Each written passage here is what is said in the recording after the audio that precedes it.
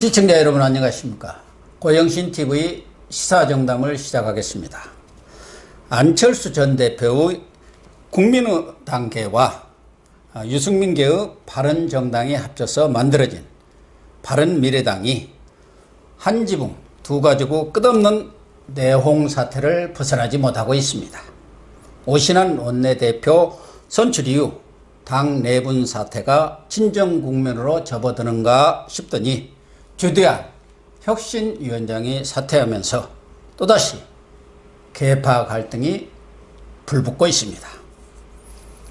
바른미래당 구로갑 위원장이면서 시청자 여러분들도 매우 얼굴이 익으신 대로 종편에서 명패널로 활약하고 있는 김철근 정치평론가를 모시고 바른미래당의 속사정 자세히 짚어보겠습니다. 김현정님. 예, 안녕하십니까. 고맙습니다. 아이고, 감사합니다. 불러주셔서. 예. 전에는 교수 아니었습니까? 동국대. 지금도 하고 있습니다. 아, 그러시군요. 예. 동국대 정책의학과 교수를 예. 한 지금 5년, 6년 정도 됩니다. 오래됐군요. 예. 안철수의 핵심 참모로서 역할을 오랫동안 하셨는데, 네. 지금 바른미래당 이렇게 지구당 위원장 할만합니까? 아주 힘들 것 같은데요. 아주 힘듭니다. 뭐 날씨가 더워서가 아니라 당내 사정이 너무 복잡한 것 같아서 너무 힘들지 않나 하는 생각부터 듭니다. 지금 그 국민들 사이에 바른미래당의 존재감이 우선 없고요. 그다음에 존재감이 없더라도 그 미래에 대한 희망이나 비전이 보이면 조금 그렇죠. 덜 힘들 텐데 사실 지역 활동을 좀 열심히 하다 보면 면전에다 대놓고야 뭐 그렇게 크게 심한 얘기는 않지만 좀 돌아서서 가면 저 뭐 당이 계속 있을래나? 사람은 괜찮은데 당이 왜 저래? 뭐 이런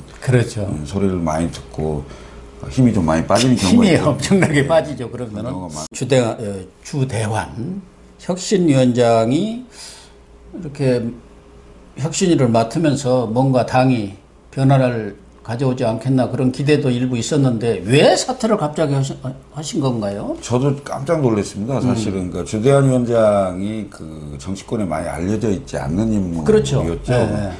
당내에서는 당무감사위원장을 맡고 있었고요. 그다음에 이제 동아시아 미래재단의 이사를 역임했고 했기 때문에 손학규 대표하고 좀 가까운 인사가 아니냐 이런 것 때문에 상당히 반발이 심했었는데. 그래도 주대환 위원장이 그 노동운동도 하고 이런 분이기 때문에 결기가 있을 것이다. 그리고 나름대로 내공이 있고 또 캐리어가 있는 분 아닙니까? 맞습니다. 그렇게 생각을 해서 하태경 의원 등 뭐 다른 최고위원들이 동의를 해서 주대환 위원장으로 이제 그 혁신위원장을 임명을 하게 됐죠. 그리고 이제 그 재밌는 게 뭐냐면 주대환 위원장이 이른바 그 당시에 우리 그 U20 축구 선수단이 준우승을 했지 않습니까? 그렇죠. 그걸 본따서 그런지 모르겠지만 U40이라고 해서 혁신위원들을 40세 이하로만 이렇게 구성을 했습니다. 6명인가? 8명인데. 8명. 그래서 본인이 이제 포함해서 9명이었는데 나머지 혁신위원들은 전부 40세 이하로 해서 U40 혁신위원회를 꾸려서 젊은 혁신위원들이 뭔가 당의 미래를 좀 밝혀줄 혁신안들을 낼 수 있지 않겠나. 이런 좀 기대를 했습니다. 기대를 했는데, 혁신위원장 임명되고 10일 만에 돌연 사퇴를 했습니다. 그 내용을 좀 들어보니까요. 사실은 그 혁신위원회에서 혁신안을 그 순차적으로 한 8가지 정도를 정했다고 합니다. 정했는데, 제1번 혁신안으로 21대 총선 승리 방안, 그 중에 당 지도부의 비전을 듣고 그 당 지도부에 대한 그 여론조사, 그리고 평가를 통해서 지도부 개편에 대한 그 논의하는 것을 제1안으로 그 혁신안 그 논의를 하기로 결정을 하고, 그 다음에 그 혁신안을 최고위에 올리기로 의결을 했습니다. 의결을 했는데 사실 이제 만장일치로 의결하고 싶었겠죠.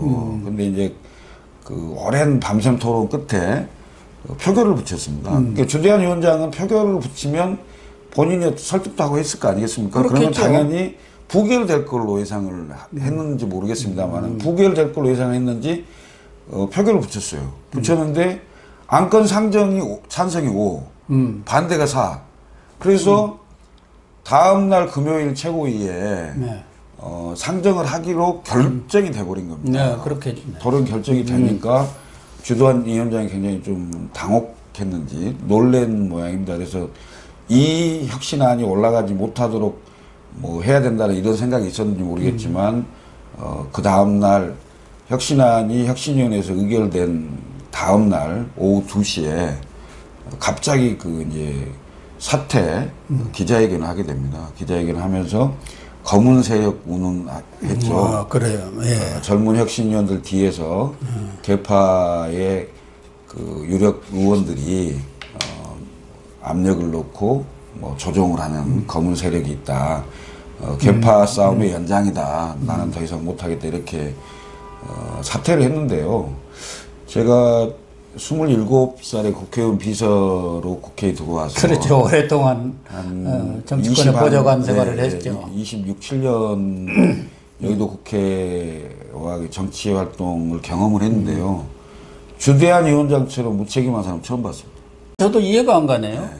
아니, 1차적으로 우리 국민들 입장에서 보면은 당이 혁신을 하면은 뭐네 해도 지도체제가 새롭게 개편되고 그렇습니다. 예. 소위 말해서 얼굴이 좀 바뀌고 네. 그래야 하거든요. 그러면은 그런 것을 안건을 올려서 정상적인 절차를 밟아서 표결을 붙였을 거 아닙니까? 맞습니다. 예. 그러면 의결됐으면 의결된 대로 추진해 나가면 되는 것이지. 그건 내 마음에 안 드는 것이고 나는 반대했으니까 그러면 나는 사퇴한다. 그건 혁신이 아니라 뭐라게나 반혁신적인 뭐 그런 사실 구태 정치. 비판도 들을 수 있겠네요. 구태 정치이기도 하고요. 그런데 이제 사퇴 회견 근데 직전에 손학규 대표하고 오찬을 같이 했다고 합니다. 뭐 사퇴하겠다는 얘기도 했을 거고, 뭐 손 대표는 만류했다고는 하지만 겉으로는 사실은 혁신안을 무력화할 수 있는 방법이 이거밖에 없다. 위원장인 내가 사퇴를 하고 반대했던 위원들이 사퇴를 하면 혁신이 자체가 무력화되지 않겠냐.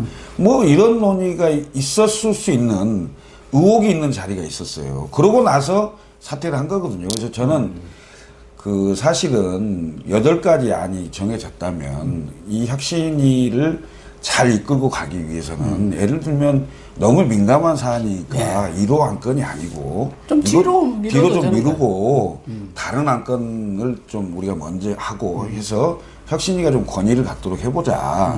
뭐 이런 건 당연히 젊은 혁신위원들 나는 그러니까. 강하게 하지 않았을 거라고 보거든요. 그러면 그 위원장의 설득 능력에 문제가 있는 거죠, 사실은. 그리고 정말 이걸 가지고 바른미래당의 미래 비전을 밝히고 뭔가 좀 당이 발전할 수 있는 계기를 마련하려고 하는 그런 책임감이 있었느냐. 그러니까. 라는 걸 나는 좀 회의감이 듭니다. 결국은 그 밑바탕에는 손학규 현 대표 퇴진을 둘러싼 그러한 권력 갈등, 어떻게 보면은 당권 쟁탈전이 바닥에 있는 거 아니겠습니까? 혁신위원이라고 하지만 젊든 나이가 들었던 지금 당내에 있는 여러 개파들과의 연계가 안 되는 분들이 없었던 것 같은데. 그럴 수밖에 없죠. 그냥 구성 자체가 그 주대현 위원장을 선임하면서 혁신위원 8명의 안배가 됐던 거고요. 뭐 그분들이 저는 소신이 있었다고 보는데 이제 그 일부에서 지금 뭐 오늘도 좀 그런 일이 있었습니다만은 그 뭐 사무총장 등이 나와서 뭐 유승민, 이해운 의원이 주대한 위원장을 뭐 만난 게 아니냐. 그다음에 이해운 의원이 뭐 조용술 전 혁신위원을 만나서 뭐 외압이 있었던 거 아니냐 이런 얘기를 하는데요. 우선 주대한 위원장은 여러 의원들을 만나고 다녔습니다. 실제로 다녔고 이해운 의원을 통해서 유승민 의원이 무슨 생각을 하는지 좀 알고 싶다. 혹시 아냐 그랬더니 그럼 이해운 의원이 직접 좀 들어봐라. 그래서 그 주대한 의원의 요청에 의해서 만났던 자리고요. 그 다음에 조용술 전 혁신위원을 이해운 의원이 만난 것도 주대한 위원장이 조용술 혁신위원을 좀 만나서 설득을 좀 해보시오. 이렇게 해서 만나게 됐다는 거 아니겠습니까? 이게 같은 당내에서 혁신위원회가 어떤 방향으로 혁신을 해야 되면 좋은지 이거에 대한 서로 간의 컨센서스나 서로 간의 의견 교환을 못하는 정당이라면 정치를 할 수 있겠습니까? 그러니까. 이걸 가지고 이런 식으로 몰아붙이는 것은 손학규 대표께서 무슨 생각인지 모르겠습니다만 당권을 절대 놓지 않고 계속 이걸 가지고 가겠다라고 얘기를 하는 거고요. 사실 많은 언론의 그 방송으로 또 뭐 그 통신, SNS 막 그 많이 이제 그 확산이 됐을 건데요. 아침에 제가 그 현장에 있었습니다. 최고위원 현장에 있었는데, 야, 이 같은 당내에서 이렇게까지 해야 되느냐. 그리고 혁신위원 중에 한 사람이 11일째 단식을 했습니다. 네. 권성주 혁신위원인데요. 이분은 이제 부산 수영구의 지역위원장이기도 하고, 아버지 이름까지 얘기하기 좀 그럽니다만은 권철현 전 의원의 아드님인가요? 아들입니다. 그렇군요. 예, 삼선을 했던 예, 권철현 전 그렇죠. 의원 주일대사서 했죠. 예. 그분의 이제 자제분인데 결기가 좀 대단하죠. 왜냐하면 11일 단식을 하고 간단한 겁니다. 당헌 당규에 정한 대로 혁신위가 합법적인 절차대로 의결을 했기 때문에 그 의결된 혁신위 안은 최고위에 상정하도록 돼 있기 때문에 최고위에 상정해서 안건 처리를 해달라. 당규를 지켜달라. 이걸 가지고 11일을 단식을 했거든요. 그런데 그 아침 최고위에 갔더니 논의조차 안 해버리고 그냥 나가려고 하더라고요. 손학규 대표가.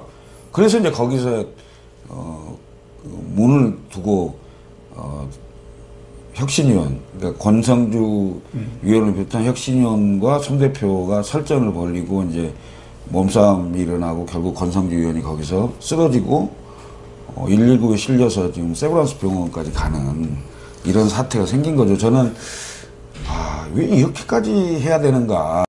나는 뭐 얼마 전에 텔레비를 보니까 그 권성주 혁신위원이 단식하고 있는데 아마 손학규 대표 측 사람들이 아닌가 그런 생각이 드는데 지나가면서 막 무슨 욕을 하더라고요. 맞습니다. 싸가지 없는 놈 뭐 그런 뜻인 것 같아요. 네, 맞습니다. 뭐 그거 보고 참 모양이 안 좋다 그런 생각을 했는데 그러면은 지금 문제는 바른미래당의 유승민, 안철수계 외에 지금 손학규 대표 계까지도 생겨갖고 4분 5일 된 것 같아요. 그러니까 일반 국민들 입장에서는 또 바른미래당이 이렇게 장당을 하면서 어떻게 보면 개혁적 보수, 합리적 보수, 또 중도 개혁 이런 취향을 갖는 그런 뭐랄까 기대를 할 만한 그런 정당으로 발전해 나갔으면 하는 그런 생각들을 했는데 맞습니다.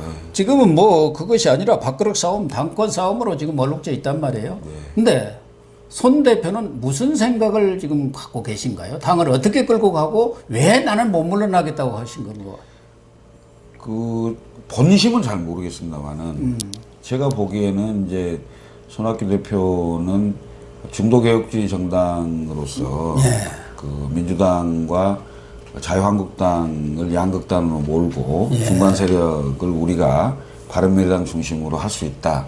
이런 말씀을 계속 하세요. 그리고 그렇죠. 그리고 본인이 당대표에서 내려오면 안철수 유승민 세력이 자유한국당하고 뭔가 뭐 합당을 하거나 이렇게 보수 세력에 바칠 가능성이 있다. 이렇게 우려를 하는 것 같습니다. 근데 저는 그건 전혀 잘못된 생각이다. 이렇게 생각합니다. 왜냐하면 우선 제3세력이 국민의당이었습니다. 20대 총선에서 그렇죠. 국민의당이 돌풍을 일으켜서 38석을 얻었고요. 정당 비례는 26.74%로 2위를 한 돌풍 정당이었고 이 정당이 가지고 있는 한계를 좀 깨고 더 넓혀보자 해서 나온 게 바른미래당입니다. 이 바른미래당을 만드는 과정에서도 굉장히 어려움이 있었는데 궁극적으로 바른미래당을 만든 이유는 뭐냐면 민주당 정권의 무능함, 문재인 정부의 경제 실책, 그다음에 그 남북 관계, 외교 이런 모든 그 국정 운영의 무능에 대응해서 우리가 대한야당을 만들고 대한야당 수권야당으로 길을 열어보려고 그 어려운 과정에서 당을 만든 겁니다. 그 당이 바로 미래당인데 이 당을 지금 작년 9월 2일 그 전당대회를 통해서 당선된 우리 손학규 대표가 사실 만신창이 당으로 만들고 민주당과의 대결할 수 있는 구도마저도 사실은 어렵게 만드는 상황이 돼서 대단히 안타까운 일입니다만 저는 지금이라도 손학규 대표가 좀 결단해 주신 게 좋겠다 이런 생각을 해봅니다. 왜냐하면 최근에 이 손 대표께서 이 정치적 판단을 조금 미스하는 게 좀 상당히 많이 보이더라는 거예요. 그래도 손 대표 보면은 우리 정치계 어떻게 보면 거물이고 그렇습니다. 예. 중진 중에 중진 아닙니까? 맞습니다. 뭐 여러 가지 개인적인 커리어로 보면 그분을 당할 사람이 없죠. 아니, 그런데 왜 그럴까요? 아니 최근에 일 하나 예만 들으려고 그러는데 이제 그 간호조무사 대회가 있었습니다. 간호조무사 대회 갖고 축사를 하셨는데 그 간호조무사들을 자긍심을 가지고 열심히 일을 잘할 수 있도록 이렇게 좀 하고 혹시 바른미래당이 좀 도와줄 일이 뭐 있느냐 이렇게 얘기를 했는데 여러분은 간호조무사가 되고 싶어서 됐습니까? 이렇게 말을 꺼내면서 그분들이 굉장히 그 마음의 상처를 받도록 하는 뭐 의도는 그건 아니었겠습니다만 그런 게 있었고요. 정치적 감수성이 높으신 분인데. 아 그러니까요. 그리고 최근에 이제 그 권성주 그 혁신위원이 단식을 시작한 다음 날 포천에서 지지자들하고 바베큐 파티, 막걸리 파티를 하면서 노래를 부르고 또 하필 그날은 일본이 우리나라 경제 제재를 발표한 날인데 제3당의 원내 교섭단체 대표가 그렇게 그 정해진 일정이라고 그렇게 해버리면 되는지.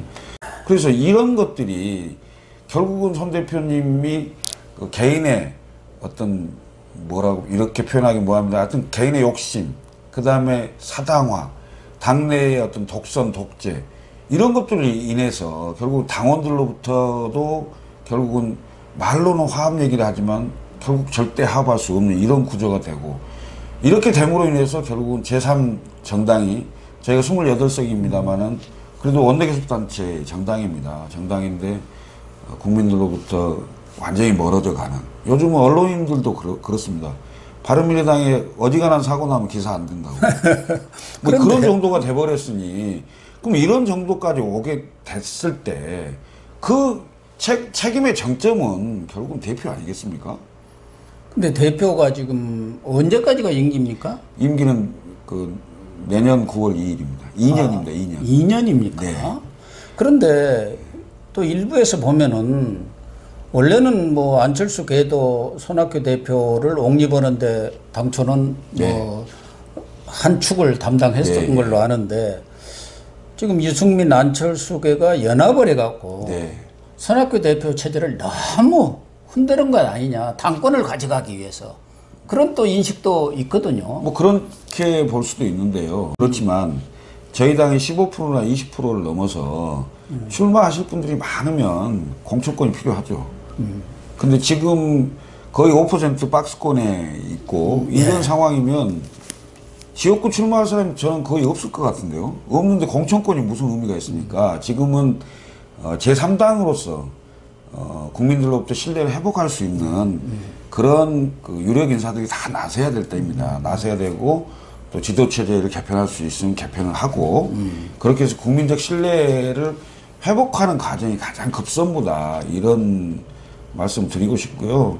손학규 대표님을 작년 9월 2일 날 그 당대표 출마하셨을 때 그때 출마하신 분들 중에는 가장 경륜이 있고 그 다음에 그렇죠. 무게감이 있었기 때문에 사실 대한부재였습니다. 그 말한 분을 어디서 모셔오기도 힘든 상황이었죠. 그렇기 때문에 당시에는 그런 선택이 불가피한 거였고요. 그리고 거의 지금 한 10개월, 11개월 정도 됐는데요. 제가 재밌는 얘기를 하나 하겠습니다. 제가 한번 조사를 해봤어요. 민주당 계열의 그러니까 당시 야당 대표들의 평균 임기가 어느 정도 되는지 조사를 해봤더니 제가 조사한 시점에서는 5.5개월이었습니다. 그렇습니다. 5.5개월이었고요. 요즘은 좀 길어졌잖아요. 아니요, 제가 알기로는 민주당도 2년 임기를 다한 대표를 제가 한 3명 정도 기억을 합니다. 역대 최근 87년 소선거구제 이후로요. 그러니까 제가 알기로는 추미애 대표, 정세균 대표, 그 다음에 지금 보수당 계열에서는 강재섭 대표. 이분들이 2년 임기를 다 채웠고요. 나머지 분들은 보궐선거의 참패, 지방선거 참패, 대통령 선거 참패, 그 다음에 국회의원 선거 참패, 이 선거에 맞춰서 당대표가 책임을 지고 또 한시적이나마 비대위를 통해서 새로운 전당대회를 통해서 새로운 얼굴, 새로운 지도부를 항상 여야를 막느라고 정치권이 지금까지 그렇게 해왔죠. 홍 대표님이 8월 2일이 되면 11개월인데요. 평균 대표 임기의 2배 이상을 하는 게 아닌가.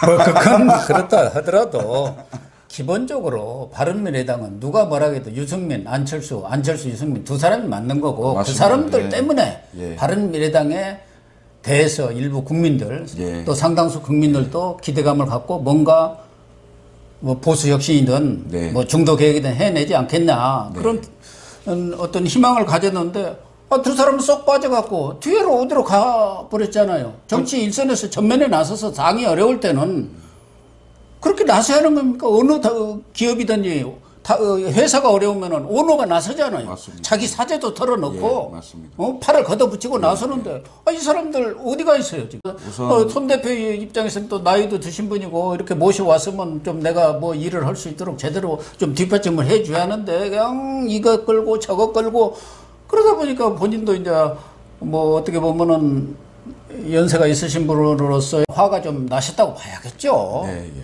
저라도 가끔 화가 나겠다 하는 생각이 들던데요. 그런 측면도 없지 않아 있을 겁니다. 근데 지금 안철수 대표 전 대표는 지금 독일로 있는 지가 벌써 거의 10개월, 11개월 정도 됐고, 뭐 국내 정치나 뭐 특히 당 문제에 대해서는 이제 한 걸음 떨어져서 보고 있는 상태고, 유승민 전 대표도 이제 그 본인 어떤 강연 정치나 이런 걸 좀 시작을 했다가 당내 문제 때문에 또 못하게 되고 뭐 이런. 강연만 다니면 뭐합니까? 당이 박살이 나 있는데 그리고 이제 자기 혼자 자기 살겠다고 자기 이미지 위해서 그렇게 돌아다니는 거 아니에요? 이런 것도 있는 것 같아요. 그러니까 유승민 전 대표가 나서면 이른바 바른미래 단계 대 국민의 단계의 계파 싸움으로 돼서 그 이른바 마치 그 유승민 대표 생각에 내가 뭐 당권이나 욕심이 있어서 내가 뭘 해보려고 한다 이런 식의 그 견제구나 또 실제 그런 프레임을 그 씌우려고 하기 때문에 저는 안철수 대표도 뭐 머지않은 시간에 돌아올 거고 또 안철수 대표가 돌아오면 안철수 유승민 대표가 공동 대표는 처음 해보는 겁니다. 사실은 작년에 2월 13일에 통합이 되면서 유승민 대표와 박주선 대표가 그렇죠, 공동 대표를 했고 안철수 전 대표는 서울시장 후보로 나온 격이었기 때문에 사실 안철수 유승민 두 대표가 합심을 해서 손을 잡고 전국 투어도 나가고 뭐 토크 콘서트도 하고 뭐 이렇게 하면 바른미래당의 붐을 좀 일으킬 수 있지 않을까 이런 기대 때문에 사실은 이런저런 변화와 혁신을 얘기를 하고 있는데요. 지금 그게 이제 착수가 잘 안 되고 있는 거죠. 추석을 전후해서 안철수 전 의원, 전 대표도 정치를 안 하려면 모르지만 하려면은 추석을 전후해서 들어와야 할 거 아닙니까? 들어와서 당을 추스리고 아니면 뭐 다른 선택을 하든 그런 거 해야 하는 거 아니에요? 측근인으로서 뭐 좀 듣는 게 없습니까? 제가 지난 5월 달에 독일을 갔다 왔습니다. 네. 그 뒤로 누가 간지는 잘 모르겠습니다만 가장 최근에 안 전 대표를 만나고 온 사람 중에 하나인데요. 가서 이런저런 많은 얘기를 나눠봤고요. 그리고 정치의 그 다시 복귀 또는 정치를 다시 하는 거에 대해서도 상당한 의지가 있는 거를 봤고요. 특히 이제 지금 대한민국 경제가 굉장히 어렵고 특히 DJ 때 IT를 가지고 한 20년 먹고 살았는데 지금 우리 경제가 우리 국민들이 앞으로 20년, 30년을 뭘 먹고 살아야 되는지 뭐 이런 것도 상당히 많은 연구를 하고 있는 것 같고 거기까지 연구 안 해도 될 것 같아요. 지금 당장 급한 것은 당장 급한 불부터 꺼야지 지금 대통령도 아닌 분이 아직 제1야당이 돼도 아무런 영향력을 행사를 못하고 있는 이런 문재인 정권에서 뭐 거기까지 깊이 생각하는 건 좋은데 우선 들어와서 정치를 할 건지 안 할 건지 그렇죠. 내년 총선이 있기 때문에 더 늦으면 과거 손학규 대표가 만덕산에 너무 오래 있다가 저렇게 가버린 거 아닙니까? 그러니까 이런 거죠. 손 대표님은 본인이 밥상을 만들어서 밥을 먹어본 적이 없습니다. 그러니까 본인이 판을 깔아본 적이 없는 분이기 때문에 이렇게 시점을 봤다면 안철수 전 대표는 사실은 대한민국에 5사람만 교섭단체를 해봤습니다. 교섭단체 대표를 해본 거죠. 삼김, 정주영, 안철수 이렇습니다. 5사람만 교섭단체를 만들어보고 그걸 지도해본 사람이기 때문에 본인이 와서 어떻게든 판을 다시 만들고 또 판을 정리를 좀 하고 이렇게 가겠죠. 그러니까 그게 언제쯤 될 것 같아요? 그래도 뭐 정치 오래 하시고 측근이고 또 5월에 만났으면 그래도 총례를 할 거 아니에요? 제가 봤을 때는 총선은 패스하지 않을 겁니다. 총선 때 참여를 할 거고 어떤 식으로든 같이 함께했던 동지들하고 총선을 돌파할 건데요. 제가 보기엔 늦지 않은 시기로 보인다. 늦지 않은 시기가 언제입니까? 날짜가 안 정해졌습니다만. 아니 그렇게 추석을 전후할 수밖에 없는 건데 추석 이후에 옵니까? 추석 이후지 않을까 싶습니다. 네. 현재 상황으로 봤을 땐 추석 이후가 유력하지 않을까. 뭐 대다수 이런 국민들도 과연 바른미래당이 총선까지 존재할 수 있을까 하는 의구심을 갖는 건 사실이고 맞습니다. 또 하나는 우선 호남계부터도 지금 민평당도 박지원 의원을 중심으로서 대한정치연대라는 것을 결성을 했어요. 맞습니다. 그래서 3지대, 제3지대에 말하자면 캠프를 치자. 그래서 거기에 여러 사람들을 불러 모으자. 그런 거 아니겠습니까? 그 중에 이제 바로 바른미래당에 있는 박주선 전 부의장님, 또 김동철 의원, 주성용 의원 등 이런 중진 의원들 세 분들도 이런 빅텐트론에 어느 정도 공감하고 있는 것 같은데 그렇게 될 경우 과연 호남계가 현재의 바른미래당에 계속 있을 것인가? 그것도 의문 아닙니까? 우선 지역구 사정 그리고 이제 호남에서 여러 번 다선 의원, 중진 의원이 되신 분들이 내년 총선 전망이 상당히 불투명합니다. 실제로 불투명한 그건 사실이죠. 상황이고 그렇다고 해서 지금 현재 민평당 또는 민평당에서 한 10여 명이 하는 대한정치 이쪽으로 제3지대를 결성을 해갖고 뭔가 바람을 일으킬 만한 동력이 있느냐. 이게 저는 문제라고 봅니다. 첫 번째는 유력한 대선 주자가 없습니다. 없고 두 번째는 강력한 지역 기반이 없습니다. 사실은 그 지역 기반도 민주당이 상당히 많이 잃은 상태고요. 그 다음에 세 번째는 참신성이 완전히 떨어진다는 거죠. 그러니까 마치 다선 중진 의원 연합체 같은 그렇게 만들어서 마치 본인들의 정치적 영향력을 더 한 걸음 더 연장하려고 하는 이런 걸로 보일 가능성이 높기 때문에 실제로 이른바 여의도의 정계 개편의 이 판 속에서 현실화되기까지는 상당히 쉽지 않다 이렇게 보입니다.